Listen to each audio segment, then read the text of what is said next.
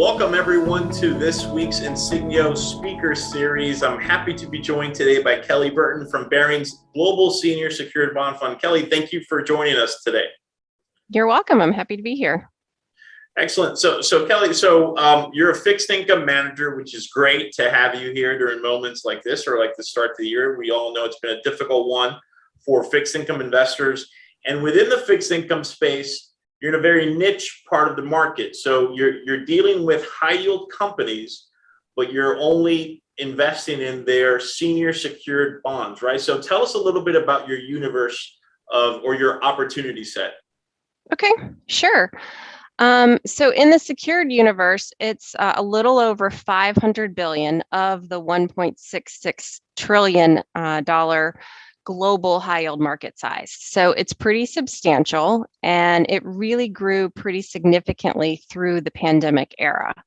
And the reason for that is because it was the first place in the markets that high yield issuers could really go and print new deals to, first of all, just gather new liquidity, as we were in an environment where some business models were just completely halted and they weren't generating revenues. And so in order for the market to accept new paper, we required collateral to back that.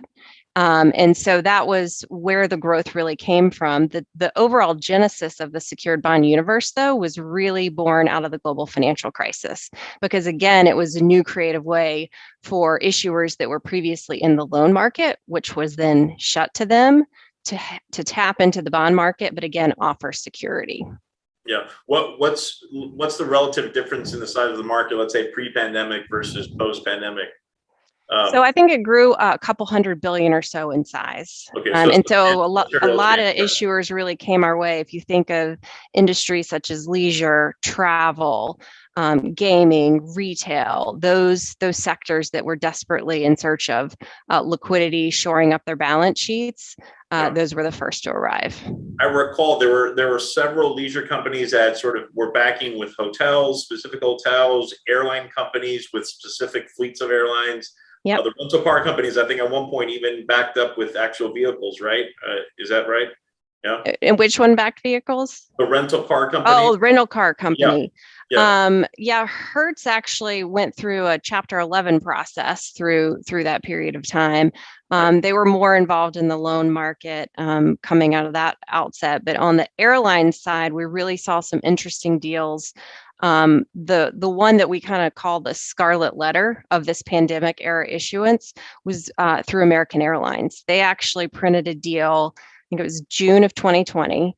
The coupon attached to that was 11 3/4, short duration maturity of 5 years on that deal. And what came along with that was a package of really attractive route slots and gates that the airline manages on a global basis. And so when you looked at third-party valuations of what that was worth, it more than covered the debt. A difficult time in the market to step into an airline when you knew absolutely nobody was getting on planes. But because we had comfort in the level of collateral, that was an example of a deal that we did put into the secured bond fund. We continue to own it today. And in this market where high yield is trading in the high 80 cents on the dollar range, it's actually an example of a name that's trading above par with that nice big coupon lifting it up. Right. So you mentioned, or we've mentioned here, some of the collateral that these issuers are generally pledging. Maybe give us a sort of broader sense of what type of collateral generally are these issuers using to pledge these bonds? Sure. Yeah. Sure. So that was a good example of a more traditional hard collateral, something you can kind of put your hands around and understand well. Traditional secured packages will be more on that basis, on a tangible property, plant, and equipment type deals. There are also companies, though, where their true asset value is locked up in intangibles. So when you think of software businesses, for instance, there's not a lot of property, plant, equipment on the ground. A lot more goodwill and tangible is what builds the value there. So I think a good example on that basis would be Univision. They are, Spanish language broadcaster here in the U.S. They actually recently merged with the content business out of Televisa, very credit enhancing transaction. But again, they needed to come to the market in the middle of the pandemic. They issued a bond with a 9.5% coupon, again, a short duration maturity, 5 years. And it actually is getting refinanced out of our portfolio tomorrow at a price of 104.75. So it's coming out above par because they actually already refinanced that debt. And it's quite often normal in the bond market where a bond is going to get refinanced ahead of the maturity date because there is a call price step down schedule, and high yield issuers want to get out the higher coupon debt as soon as possible. And so that's an example where we participated and got out. But when you think of a name like Univision, it's really in the brand. It's really in the content that how do they generate eyeballs to come to their content to bring in advertising revenue dollars. So we had the more intangible trademarks, that sort of thing with the Univision deal. Right. And before I ask you my next question, I'd like to remind everyone, if you do have questions for Kelly, please submit them via the chat or send them to me directly. I'd be more than happy to pose them to her after we finish our discussion.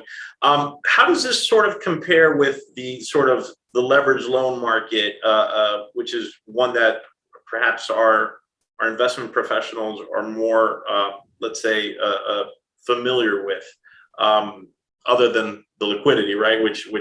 But maybe give us some of the differences with that asset class, like I said, which they're more familiar with.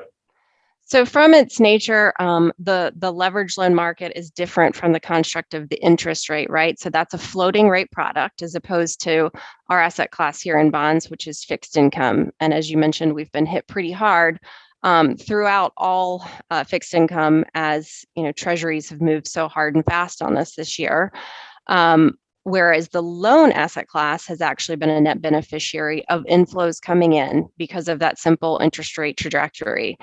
That being said, there are some pretty key differences in the markets. While we'll have the very similar kind of collateral packages we talked about earlier, and in fact, our high yield universe has really evolved and grown up so much in the last 2 decades. So a lot of issuers out there may have a very large capital structure where they'll have a loan in the market at the same time as a secured bond in the market, and they're going to have pari passu, very similar, same level of collateral packages that are shared amongst those lenders.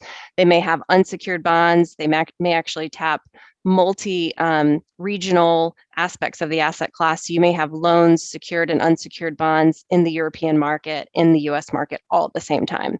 And so here at Barings, we look at all of that. Our analysts cover both loans and bonds, so we're familiar with the full capital structures and opportunities there. But some other differences I would definitely point out, as you mentioned, liquidity is a pretty key one. So here in the bond world, that's a regular way security traded T+2 sort of fashion.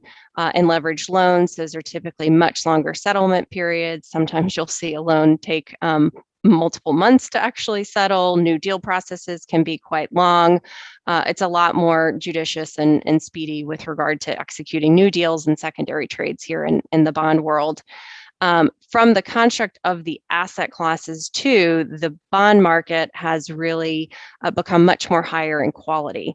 So through that pandemic period too, we also received a lot of fallen angels out of investment grade and high yield.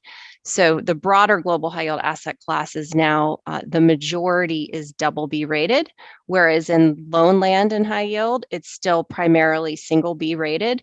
So that's a pretty large distinction I would point out too. But again, going back to the regular way security type level on bonds, you're going to have more oversight from a regulatory standpoint, financial reporting standpoint. A lot of leveraged loan issuers that may be PE-backed type companies, they don't have publicly equity tickers attached to them. So you get more limited disclosure sometimes in the quarterly or annual reporting. Some of those companies aren't even required to have quarterly earnings calls, for instance. So those are some differences I would definitely point out. Excellent. So, and I'm assuming that you're tracking a secured benchmark, correct? Right? You're not tracking the broader. That's right. There's a separate secured index that we are measured against. Maybe tell us, for the benefit of the audience, the performance year to date. Let's say of the secured index, your fund, and the broader high yield index. Okay. So through year to date through May, The index itself was down 6.85%, and on a gross basis, the fund was down about 6.5%. Month to date here in June, obviously June has been a rough month in fixed income. The secured index is off about 4.8, 4.9%. The fund is down, but more like 4.5. So we are I missed that part. the fund is down about 4.5%. So we're again about 38, 39 basis points ahead of the declines we've seen month to date in June. Right. And as we naturally expect, much lower, lower volatility than the broader high yield index because it is seniors. That's right. So the broader market is certainly down, exceeding that of secured bonds. When you look back at all prior periods of downturns since the secured universe has really been a true market out there, the drawdowns in high yield have been more dampened in the secured bond market. And when you kind of look over the long period of time, just stacking up kind of risk adjusted returns, so how the secured universe has performed returns, but stack it up with other asset classes and metrics on volatility, the secured bonds really stand out. They have much higher Sharpe ratios, much lower volatility for the type of returns that you garner. Okay, so we have pretty good visibility on high yield credit spreads and how they're priced and what kind of recessionary or not signal they're giving us. Maybe talk to us a little bit about your spreads, your specific niche. Spreads right now, how are they compared to historical averages and let's say also in recessionary environments? I know that's a word that's been on investors' mind recently. So maybe we can talk a little bit about that. And then maybe we can get into some of the sort of key metrics of the fund. Okay, sure, we can do that. So in terms of spreads, if you look at, for example, US high yield today, the OAS on that market is around 535, I believe. The secured universe is actually at 585. So if we just talk about that market for a second, it's kind of interesting. And this is why we've always liked this part of high yield, because if I'm up in quality in terms of being a secured lender, I have true collateral in the event of a downturn. And what does that really mean? Why does that matter? What matters is if you get into a distressed default situation, you garner much higher recovery values. So over the long period of time, secured bonds garner 61.5 cents on the dollar, and unsecured bond is sub 50 cents on the dollar. I'm very shocked, by the way, that the OAS on the secured space is that high. Right. So it's definitely wide. Yeah. And through a lot of periods of time, you actually will see the history would show secured bonds and overall high yield will often trend pretty similarly. So even on that basis, we tend to go towards secured bonds, even in our regular way funds, because again, if I get paid the same, but I'm up in the capital stack, why not? Right now, it is trading wider. There are some reasons for that. One of which I would point out on the global high yield universe, a large portion of that index is baked in energy. And a lot of those energy companies are now very high quality, double B rated companies that fell our way from investment grade. Those were unsecured structures that did not impact the secured universe. And so that global high yield universe is being somewhat lifted and also tighter spreads from the energy component of the high yield index. A lot of those names are definitely going to just migrate back into investment grade with the high commodity prices we have. We've already had some of those issuers leave. Otherwise, other aspects of the universe, like we talked about, the pandemic related issuance that was in the travel space, leisure, all these reopening trades, because of the different composition of the sectors here, you've had greater yields and spreads in those segments of the market. So that speaks to some of the sectoral differences and why we have some wider yields. There's also a small component of the secured universe that's actually emerging market based, which for our specific fund, we don't play in. We pretty much keep this clean from a developed market strategy, because if you're thinking about why we like this, again, we have the expertise of special situations, folks that can help through distress scenarios. We want to know if we are going through a court system, a real default, that we're comfortable with that process. And so we're comfortable in New York and Delaware. We're comfortable dealing with this in the UK or France, for instance, not going to be comfortable going into China and working on a Chinese real estate property, for instance. So that's, for an example, a segment of the market that there were secured bonds. It really, really crushed returns within the secured bond universe last year. to our benefit because we just avoided that space altogether. And then I guess in terms of history, like where we stand now, the big R recession question, right? This is always down to valuation and high yield because it's a little atypical to be in this 500, 550 spread level in high yield. We don't usually stay here for long. You're going to tighten in or you're going to blow out. And a lot of historical recessions have frankly gone to 800 to 1,000 over. Now, we think this time can be somewhat different. And I spoke to that a bit earlier, and that the quality of the asset class has improved so much. So whether you're looking at the secured bond universe or broader high yield, our overall weighted average rating is a high single B. And again, there's a lot of good double B players that we can invest in out there too.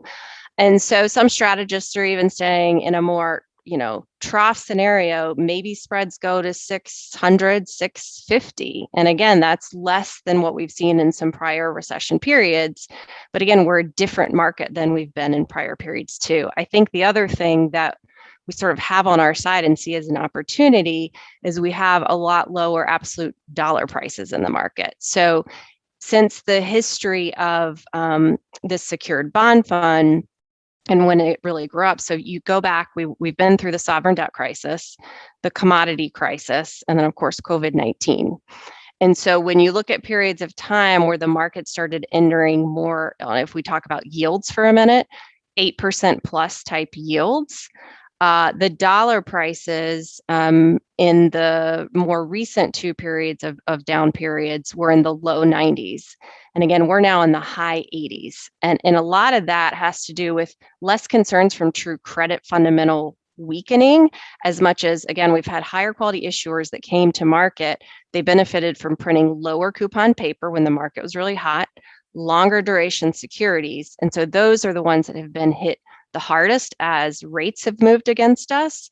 So some very performing names you're seeing in the high 70s to mid 80s that are not a real problem from a potential impairment scenario. And over the long term, these will be par assets. So we see a lot of convexity that's been built in the market, as opposed to if you talked to me a year ago and a lot of bonds were trading toward near-term call prices and more capped in terms of total return opportunities. And those prior scenarios where yields have exceeded 8% in the forward 12 months, when you look out, all those returns have been double digits.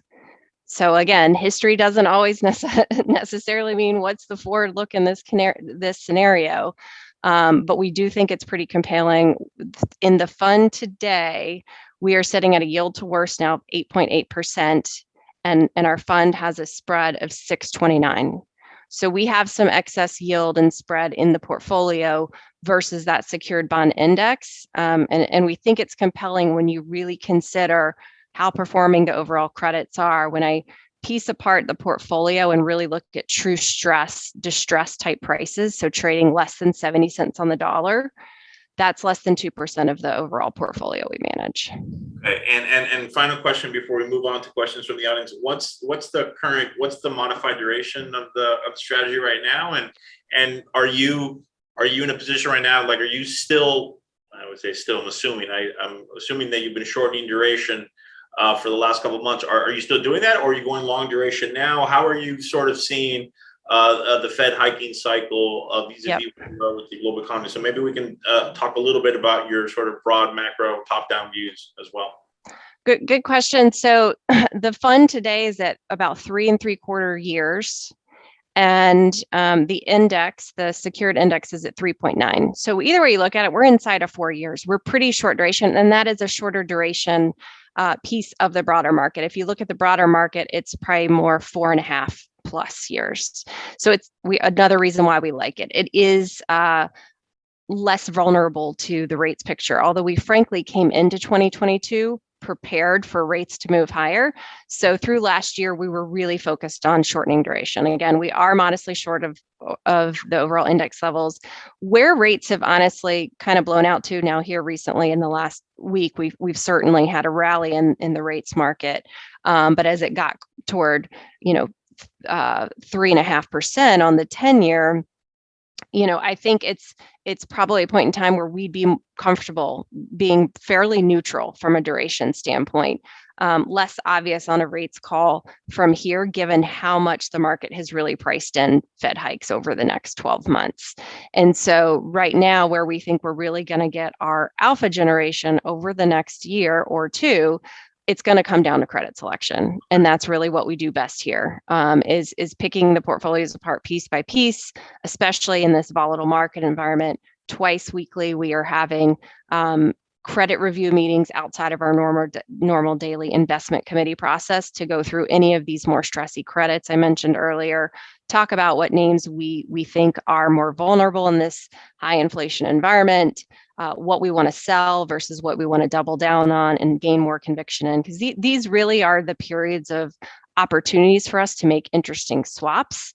And when you look at the life of the portfolio and through these other periods of volatile, turbulent market conditions, we've always come out on top. Through inception, the fund has outperformed the benchmark by 125 basis points or so. And so we certainly intend to do that through this current period of volatile market conditions. Okay, great. Well, thank you, Kelly. So let me go over some questions here that we have. I have a question. It's kind of what's the expected total return or reasonable total return expectation for the next 12 months for the strategy? Yeah, again, I wish I had a crystal ball. It's hard to nail that down. All I can look to is both the historical periods where we've been at these kind of yields, which those do prove out to have returned double digits. And I think it's often a fool's errand to try to do that market timing on the bottom. There's certainly going to be times where we can sway further out. But we saw this occur in the month of May, for instance. High yield was down over 3.5% the first half of May. And then we full on rallied the back end of May. In one day alone at the end of May, we returned 1.5 points. So if you just timed it on the wrong day, it's really difficult. But at these outright yields, if we even just could hold steady from, again, the price standpoint, which I think our downside is more limited given we're at this new low level compared to historical periods trading in the high 80s. If we can just hold steady and the fund is earning now 9% on just an outright kind of yield basis, I think that's pretty a solid return for the level of credit performance that we see in the fund. Right. Another question here about costs in the fund. What are the fees that the fund is charging? That is something. I know we have various share classes, so that's something our sales folks can definitely help with I know our documentation. That is something I'm not as prepared to speak on. Right. Can you talk a little bit about the sector breakdown of the fund? What different sectors are you in? And another question is, are you only in the U.S. High yield secured bond space? Good question. This is a global fund. So I manage the U.S. assets out of here in Charlotte, North Carolina. Craig Abishar and Chris Ellis are our PMs in London. And so the split at the end of May was about 54% in North America, 44% in Europe. And so we're always mining that space. There's a lot of issuers, that are global companies that will print deals in both markets. So we can do real good relative value comparisons. And if Europe is trading more technically weak, given some of the bigger macro headwinds they have there, we can compare a company that has two bonds in the same part of the capital structure. And if Europe is giving me 150 basis points more in spread, I might ultimately just ticket that bond and stay out of the US because it's the same company at the end of the day. So that's the type of work we do. In terms of how does the current regional breakdown compare historically to the fund's positioning? Is that typical, roughly 50-50 split, or? Generally it hangs around there. I would say through the life of the fund, we've probably been, for most of its history, been somewhat overweight Europe, again, because we have the expertise and boots on the ground over there in underwriting the companies. But we're not too far off in terms of a regional breakdown versus the index levels, I would say, at this point in time. One shift we've made in the fund, I know in particular this year, was actively reducing sterling-based exposure because we did have GBP exposure in the fund. We remain somewhat overweight the index, but that is a smaller segment of the universe that can suffer worse liquidity metrics in terms of just trading that part of the asset class. So that has been a real net active reduction. And then from an industry standpoint, our largest that would show in our materials would be services. It shows over 12%. That's quite large because of various subsectors that roll into that. Things like alarm service providers. There's a travel management company in there. Travelex is a large position in the fund that does the foreign exchange services, again, through airports. So a company we had to be real close to through the pandemic. So it's a variety of names and sub-industries. Telecom is a quite popular space, particularly on the Euro side in the secured bond universe. So that would be our next largest sector exposure, 11%. We think of telecom, it can be more defensive because you just have high recurring revenues, steady free cash flow type businesses. So that's a nice safer space to be in. And the next in line, just under 10%, is leisure. So again, leisure can capture a variety of things, but we saw a number of hotel-oriented businesses come through with secured deals, as you mentioned earlier. Entertainment type companies that would roll up into there. And then next would be healthcare. We have a number of hospital operators, for instance, here in the US that have secured deals, very high quality type companies. Again, a little more defensive space because you need to go to the hospital. You need to go to the hospital despite whatever is happening in the economy. Right. Sure. Excellent. And I think we have one last question here. Is the fund hedged to dollar or is there FX risk? Yeah, there is no currency risk. We hedge everything back to the dollar. Okay. Great. Okay, great. Thank you. So Kelly, we really appreciate you coming on here and having this discussion with us. I hope some of our investment professionals got a good sense of your space, which is a bit of a niche. So, I'm glad that we were able to expose this to them. Any sort of final words you'd like to say, whether it's to the space, regards to the fund or anything, please, the floor is yours. Yeah, no, thank you very much for having me on. It's great to do these and help educate folks on a space that I know is a little bit different than the broader markets. We know it's a difficult time, certainly, to manage money through this period of time and hold investors' hands through it. But again, we have the benefit of really trying to look through these periods and think about the long-term opportunities that we see in a lot of credits. There's a lot more opportunity I see out there than real credit concerns. For those with credit concerns, we're spending lots of time re-underwriting credits. This is our chance to reposition portfolios like the Senior Secured Bond Fund and just sticking through it, the volatile times. We always see upswings on the back of these darker days. Yep, absolutely great. Well, thank you so much, Kelly. Appreciate your time. Thank you, everyone, for joining us this week. We'll see you next Thursday. Take care, everyone. Good evening. Thanks. Thank you. Bye.